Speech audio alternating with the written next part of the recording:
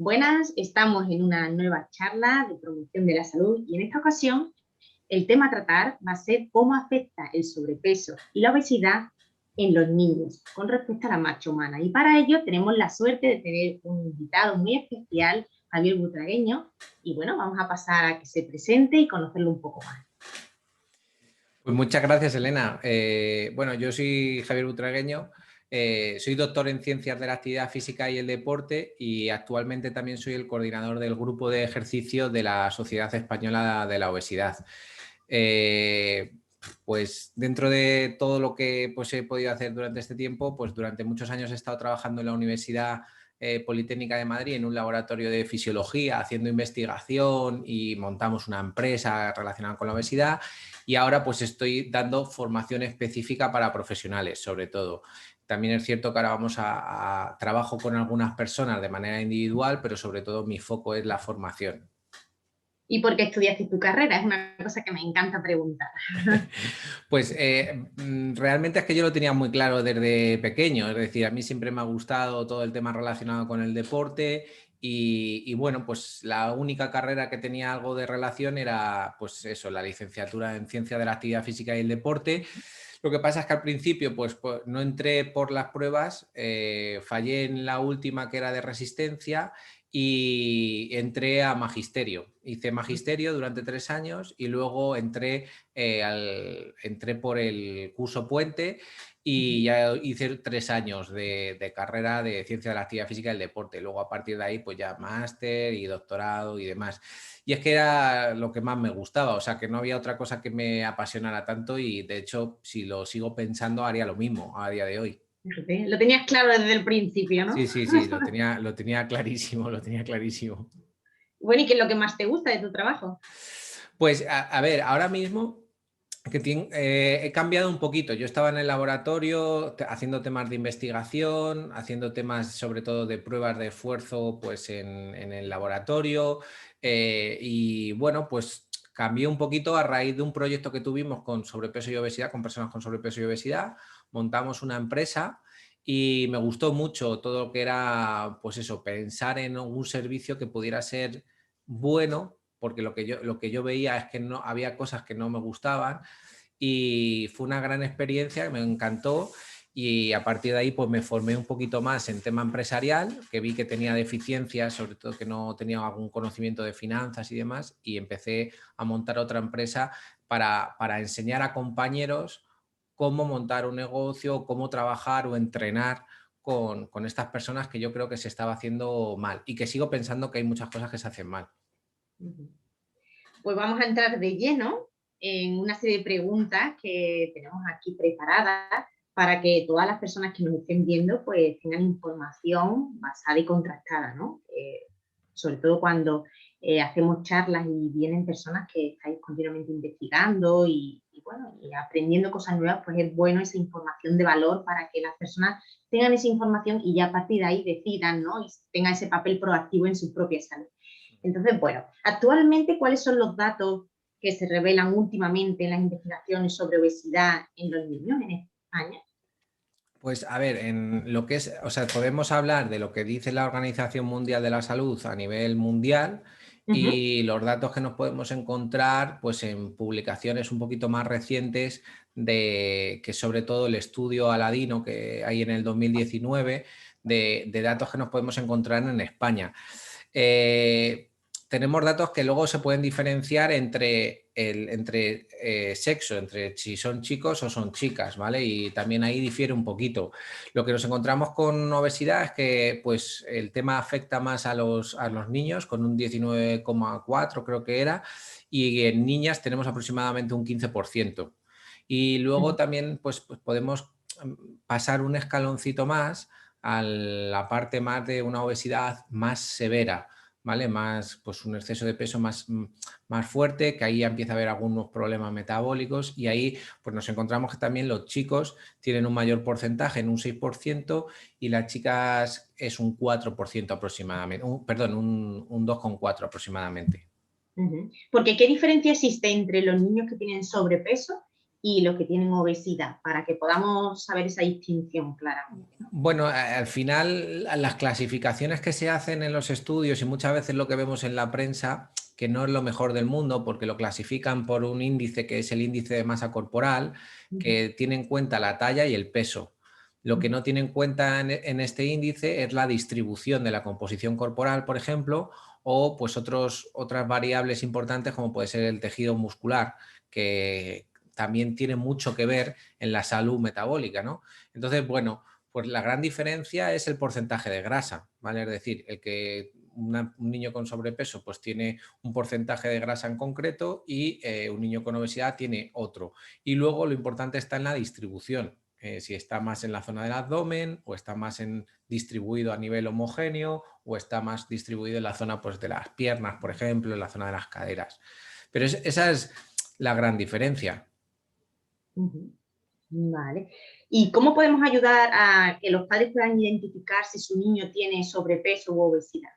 ¿Qué pueden saber para identificarlo? Pues mira, esto es una cuestión interesante porque la Sociedad Española de Obesidad y otros grupos de investigación hicieron varias campañas para ver cómo percibían los padres el peso corporal de sus hijos, y era curioso porque cuando se clasificaba, ¿no? Cuando se clasificaba, que a lo mejor no es lo mejor del mundo, pero cuando se clasificaba niños de entre 2 y 4 años que tenían un exceso de peso, casi el 90% de los padres no consideraban que su hijo tuviera un exceso de peso.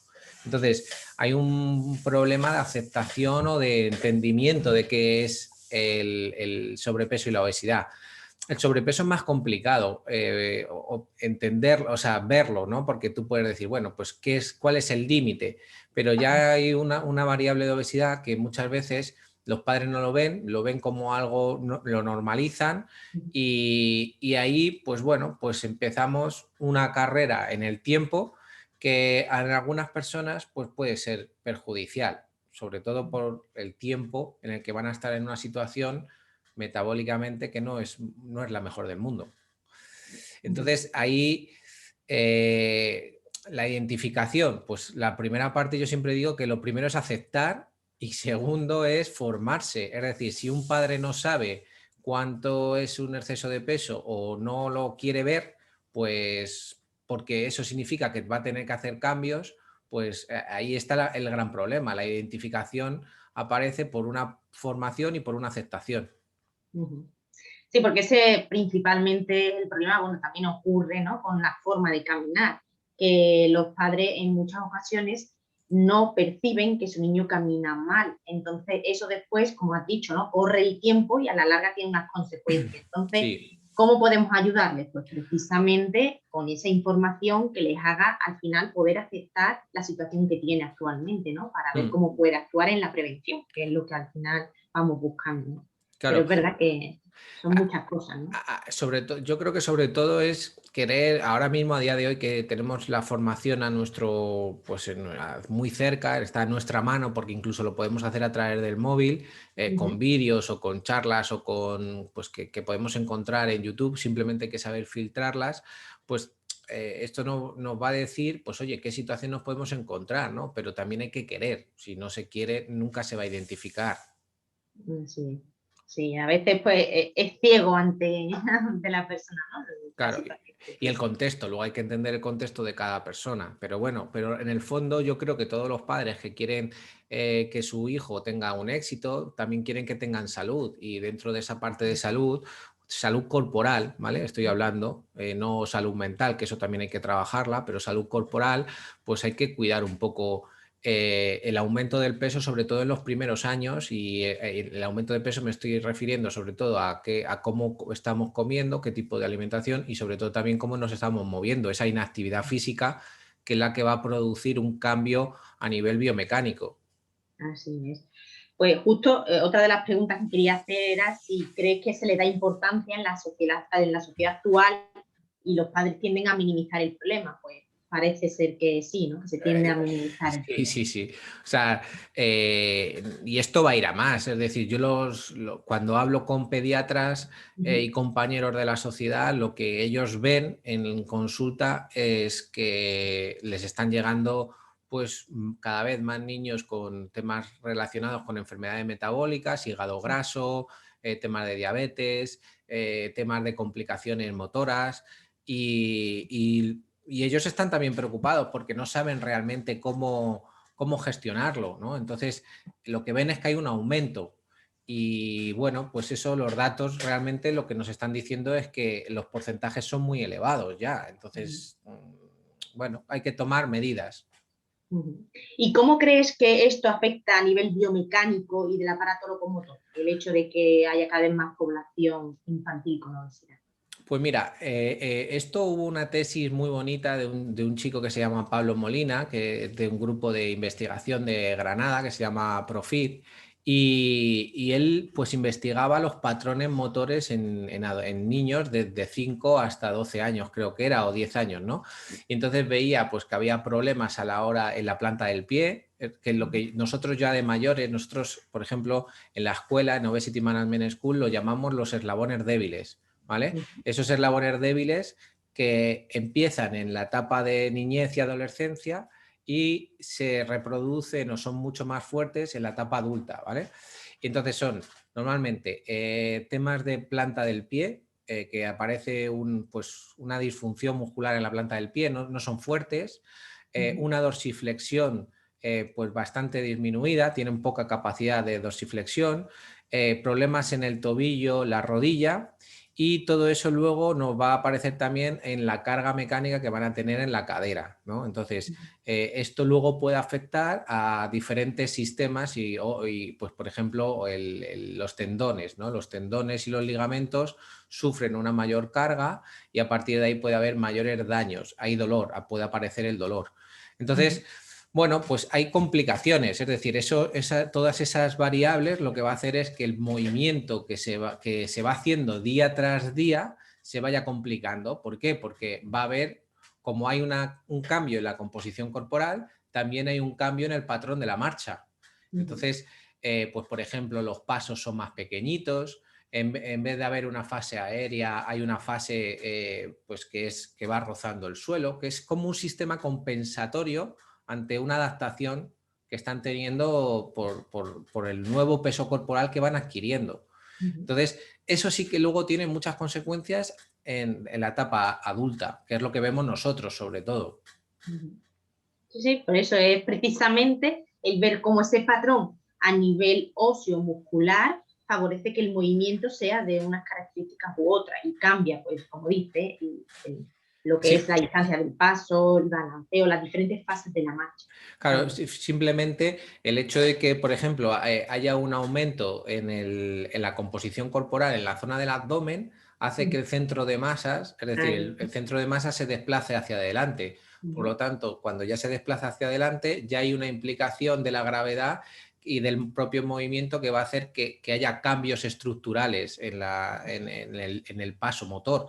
Entonces, ujú, bueno, pues eso afecta a las cervicales, afecta a la espalda, afecta a la cadera, afecta a las ujú, rodillas y pues lo que decimos, continuado en el tiempo, cuando se mantiene eso durante 20 años, pues luego hay adaptaciones, pero también hay problemas. O sea, suelen aparecer problemas relacionados eso, con la marcha, con los dolores de espalda, muchos dolores de ujú. espalda, etcétera. Sí, a nivel lumbar, a nivel de hombros, y es Mm, todo pues, esas compensaciones que se han ido haciendo. claro. Y ¿Y qué 5 estrategias podríamos indicarle a las familias para prevenir esto? ¿Qué 5 estrategias le podemos dar? Pues mira, hay, a ver, 5 estrategias. Hay una parte fundamental en todo esto, porque muchas veces decimos, vale, hay un aumento del peso corporal que Ujú, puede ser debido a una mayor ingesta, ¿no? Como comemos más con una peor calidad, ¿no? Y porque, bueno, pues el contexto social hace bueno, pues el tema económico, todo eso se ha visto que afecta mucho. Pero lo que se está viendo también es que hay un componente a nivel muscular, es decir, y esto ya tiene que ver con cómo se mueven los niños y los adolescentes, es decir, se mueven muy poco. Entonces, Las primeras estrategias que se están buscando es menos horas de televisión y de dispositivos móviles para que se puedan mover más a lo largo del día, buscar actividades que se disfruten para que haya un aprendizaje, como que el ejercicio no es algo malo, sino que es algo que les puede beneficiar. Y luego incorporar a ese entrenamiento, siempre intentar incorporar temas relacionados con el desarrollo muscular, porque se ha visto que es una de las grandes deficiencias que hay en el entorno pediátrico, y luego llegan a la etapa adulta también con mucha debilidad muscular, que eso afecta luego al movimiento. No pueden moverse, ¿vale? Porque no tienen la capacidad suficiente para generar esa fuerza. Y luego que sea o sea, que estén... Yo siempre digo que estén, si puede ser, supervisados por un especialista, un licenciado en ciencia de la actividad física y el deporte, porque lo que va a hacer es adaptarlo. Y luego un poco de control, y fíjate que no digo control, sino que digo simplemente pues, un querer formarse en cómo poder comer mejor, ¿vale? Es decir, comer más de calidad y comer cantidades, sobre todo, pues un poquito más interesantes, ¿no? Pues por a lo mejor intentar evitar tanta bollería o tanto, por ejemplo, ultraprocesado, que entiendo que hay contextos en los que, si no hay tiempo, pues se hagan cosas rápidas, pero a lo mejor esas cosas rápidas pues son peores para la salud de la familia, ¿no? Entonces, bueno, yo creo que esas cosas hay que tenerlas claro. Y luego, por supuesto, aunque no lo estoy hablando, pues la estrategia mental, es decir, por ejemplo, una cosa es seleccionar el deporte adecuado para nuestro hijo o nuestra hija. Nosotros hemos tenido casos de niños que tenían una composición corporal elevada, que a lo mejor entraban en judo o entraban en rugby, que eran deportes donde la composición corporal es importante y, oye, que eran el foco del equipo, ¿no? Donde el éxito y el trabajo se hacía en torno a ese niño. Entonces, también potenciamos un poco la autoestima y luego intentamos trabajar también pues esas variables para, oye, que siga siendo ese éxito deportivo, pero que cambie un poquito esa composición corporal. Sí, sí. De hecho, bueno, en la metodología en la que nos basamos en Método Piecito precisamente es tener en cuenta tanto la parte pues, mental como la parte física, biomecánica, como la parte del contexto, ¿no? Y Claro. bueno, pues ahora ya has ido dando algunas pinceladas, pero quería indagar un poco más y decir qué elementos están influyendo a nivel del contexto, a nivel mental y a nivel físico en caso de obesidad, ¿no? Vamos a entrar un poquito más en detalle. ¿Qué Pues, elementos influyen a este nivel? pues a ver, a nivel de elemento mental, influye mucho que vivimos en una sociedad que juzga mucho y que tiene poco respeto, es decir, que nos vamos a encontrar en muchos casos temas de bullying, y no potenciar a la persona para que siga haciéndolo y ver qué es lo que ocurre sin saber su contexto. Es decir, y eso creo que va a seguir y hay que trabajarlo mucho a nivel pedagógico. Y a nivel de valores, creo que son los que realmente son los que importan. A nivel de contexto social es un problema por el tema económico, ¿vale? Es decir, lo que se ha visto es que cuanto más pobres es la familia, pues más riesgo hay de que los niños puedan tener un elevado peso, ¿vale? Entonces, bueno, pues hay que trabajar con estas familias, hay que darle oportunidades, y el problema que nos encontramos es que luego cuando, por ejemplo, queremos montar un servicio, pues, oye, la persona que monta el servicio tiene que cobrar. Entonces, claro, hay ahí unos enfrentamientos económicos que son difíciles de gestionar. También es cierto que hay ayudas y que se pueden pedir subvenciones y se pueden dar formaciones, y que Internet también ha globalizado y ha facilitado con las tecnologías que llegue información, pero ahora los padres tienen que querer recibirla. Y sobre todo el niño va a sufrir el tema económico de sus padres, va a sufrir de alguna manera esa falta de valores que se han ido perdiendo y que se juzga y se critica con rapidez y velocidad, no solo en un contexto real, sino en un contexto también tecnológico. Es decir, que ahora mismo es complicada la gestión del bullying, ¿no? Y luego, por otro lado, a nivel cognitivo, nos encontramos con que hay mucha inactividad física Y entonces el problema no es el exceso de peso, es que lo que se ha visto que el ejercicio mejora el rendimiento académico, mejora las variables de recuerdo, de retención de información, de relajación, de disminución del estrés, de la ansiedad. Entonces, claro, si se elimina lo que es la actividad física o el ejercicio, ¿vale? Pues también estamos añadiendo variables de estrés a una situación que ya de por sí tiene varios factores de estrés. Entonces, eso va a afectar a largo plazo posiblemente muchísimo. Sí, que no solamente se trata de decir tienes que hacer ejercicio para tener un cuerpo saludable, sino que es que afecta a la atención, a la memoria. Sí.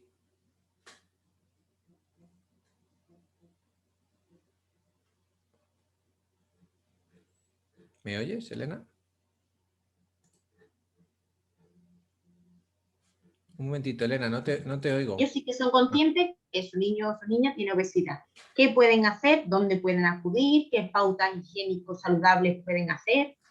Pues, a ver, yo siempre digo que lo importante es, y lo primero es aceptar y querer, ¿vale? Las familias que acepten que puede haber algún problema y que sobre todo que lo normalicen, que es decir, que no pasa nada porque todos tenemos problemas, es decir, que todos tenemos cosas que mejorar.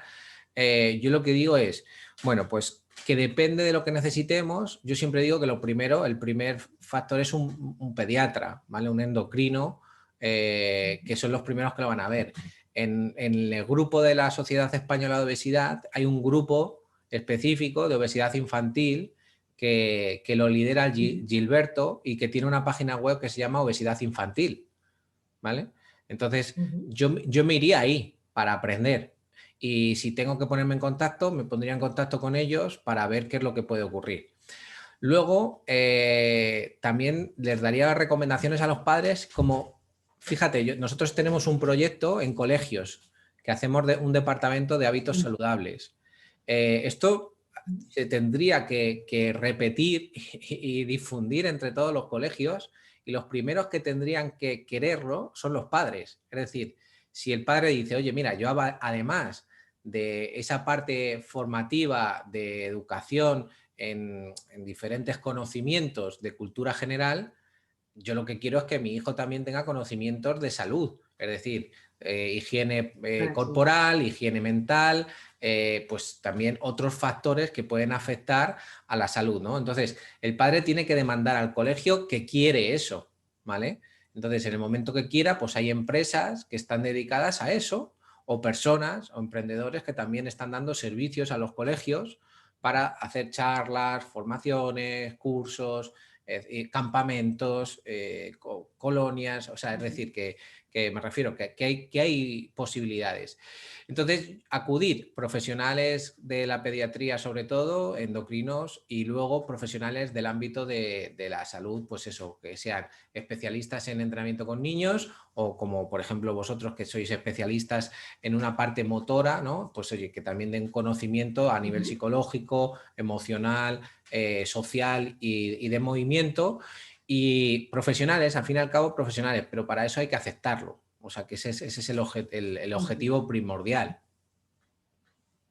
Sí, además, lo que estamos aquí basando en un enfoque global.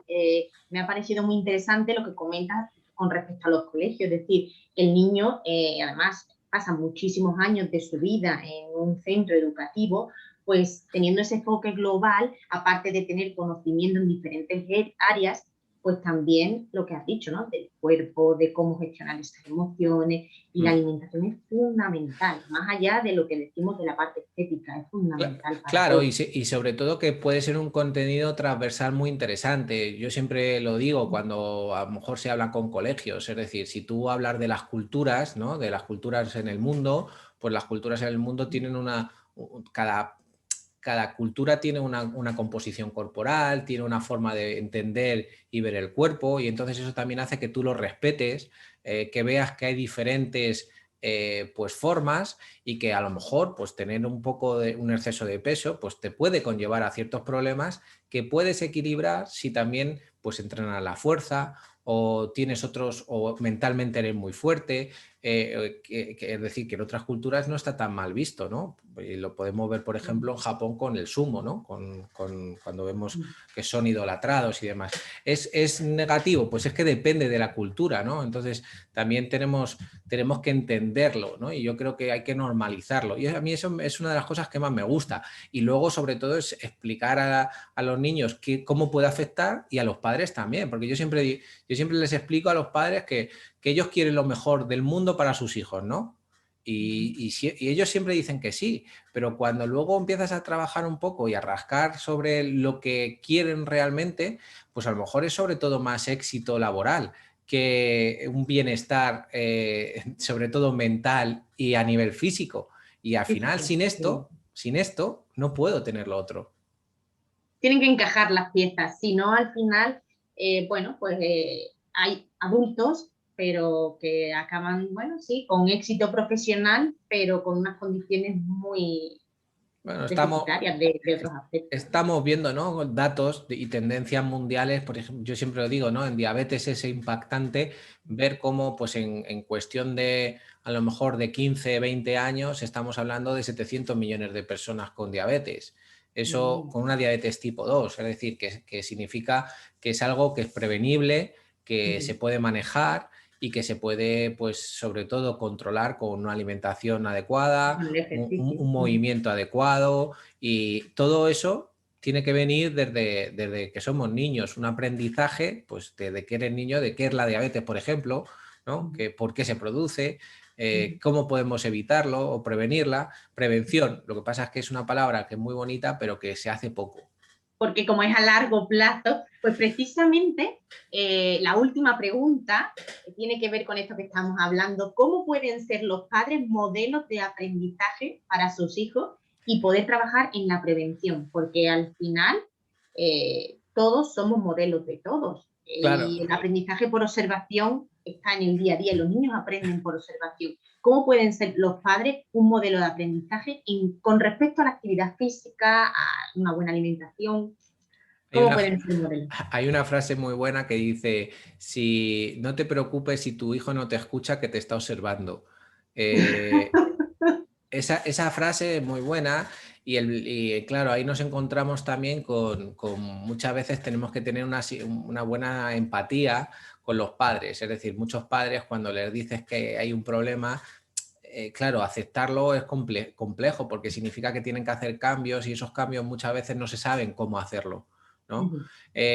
Los padres tienen que tener una implicación alta. Han tenido un hijo y pues tienen una responsabilidad, ¿no? Y entonces esa responsabilidad significa también no solo dar los elementos básicos, ¿no? Sino también pues enseñar un poco a relacionarse con la sociedad. Y esa sociedad nos está diciendo, oye, mira, no te muevas, oye, mira, come comida rápida en cualquier momento, te lo llevo a casa y demás. Y entonces, mira, tienes un móvil que vas a poder estar viendo constantemente.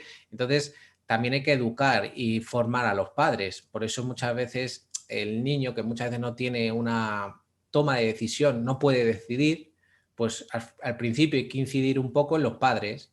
Hay que decir, oye, mira, hay que trabajar para que tu hijo sepa tomar unas decisiones, pues a lo mejor más acertadas o más encaminadas hacia el ámbito de la salud sin llegar a una obsesión.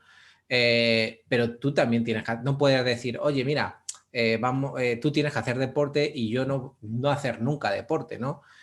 O, por ejemplo, pues oye, mira, tú tienes que comer brócoli, pero yo me voy a comer una hamburguesa.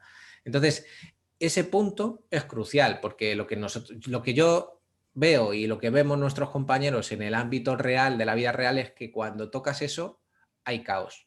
Es decir, a partir de ahí empiezan los problemas, porque no se quiere ver ni se quiere cambiar, porque conlleva una implicación y esa implicación puede generar estrés. Lo que pasa es que todo cambio tiene una pequeña fase de caos, es decir, de ahora cómo organizo yo salir a hacer algo de ejercicio, ahora cómo organizo yo nuevas comidas, ahora cómo. Entonces, pero tienen que estar, porque eso luego, en un medio plazo sobre todo, pues va a hacer que te encuentres mucho mejor y sobre todo tú como padre o madre y luego tus hijos a futuro. Es decir, es que yo creo que es fundamental, ¿no? Sí, Pero somos bueno, resistentes al cambio. Es verdad que al ser humano le cuestan los cambios, pero que si tienes claro con qué intención lo hace y para qué lo hace, pues ahí puede haber un cambio más sencillo, pero que todo cambio va a costar un mm, esfuerzo y tiene que ser progresivo.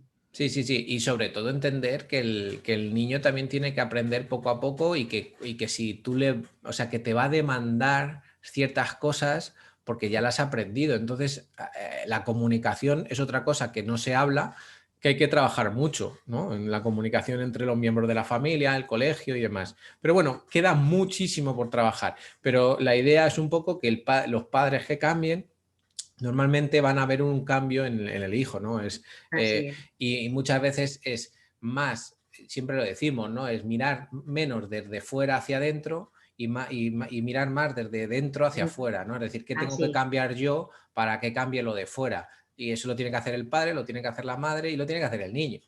Así es. Ahí, por ejemplo, actuamos con respecto al contexto, porque al final es en cualquier dinámica de relaciones, cuando hay un elemento o en este caso una persona que cambia, el resto cambia. Claro. Entonces, a veces ahí es donde estamos actuando a nivel del contexto. Si los padres son modelos de aprendizaje y cambian ciertas pautas, pues los niños cambian y a lo mejor no son ni conscientes de ese cambio, que para eso es más sencillo también. No, no, y que a lo mejor hay que enseñar también a los padres que el lenguaje no verbal, la comunicación del día a día con gestos, formas y demás representa casi un 80% de lo que Así aprenden es. los niños. Es decir, no lo que no lo que yo le estoy diciendo. Es decir, que fíjate que toda la implicación que tiene el cómo me muevo, cómo estoy, cómo actúo, si en vez de tener agua tengo pues una cerveza o estoy fumando o cojo ascensor en vez de una escalera, todo eso, esas decisiones que yo tomo de manera inconsciente muchas veces, mi hijo está observando y mi hijo está Así es. aprendiendo, ¿vale? Esa es la clave. Claro, Esa es la clave. la gente muchas veces cuando nosotros hemos dado alguna charla de, "Jo, pero es que son mucha presión". Bueno, depende cómo te lo tomes, es decir, depende cómo te tomes tú ese cambio, ¿no? Es decir, si lo dices, ah, mira, tengo una nueva oportunidad para enseñarle algo a mi hijo, pues oye, y para mejorar yo a nivel de salud, cambia totalmente esa forma en la que nos hablamos y eso es importante, por eso hay una parte del lenguaje que tiene que modificarse también en este aprendizaje. Sí, sí. Pues muy interesante. Bueno, y dónde, para que aquellas personas que les haya gustado lo que hemos hablado y demás, ¿dónde pueden encontrar más información sobre ti, sobre las cosas que investigas? ¿Dónde te pueden encontrar? En redes sociales yo creo que en casi todas, ¿no? En Instagram, ahora aunque está un poco, ahora la tengo un poquito parada porque estamos preparando un proyecto, pero Instagram, Twitter, en cada una hago una cosa diferente. En YouTube también no tanto en el mío como Javier Butra, sino más en el de Obesity Management School. Y sí que es cierto que ahora en septiembre retomamos lo que ya hemos estado haciendo durante unos meses, que es el Twitch, ¿vale? En el Twitch hacemos directos todos los lunes a las 7 y hablamos de temas, normalmente de 3 temas, algo de investigación, algo para la sociedad y algo de una noticia que ha salido que pues o criticamos o apoyamos o hablamos de ella, ¿no? Pues Y qué bien, o sea que al día, el que quiera tener noticias frescas y eso es. información de calidad, ahí, ¿no? Puede encontrar. Que no sea porque no hay información. De verdad. Lo que hay que filtrarla, que lo que has dicho, hay que filtrarla. Hay demasiada información, hay que saber dónde buscarla Eso es, eso es, eso y es. esa es la clave. Y Pues nada, un daros las auténtico gracias. placer, ¿eh? No, a vosotros por invitarme a vuestra casa, ¿no? Aunque sea aquí online y cualquier Sí, cosa que necesitéis, pues aquí estamos. pues muchas gracias. Muchas Bueno, pues gracias. hasta aquí la charla de hoy. Ok, chao. Chao.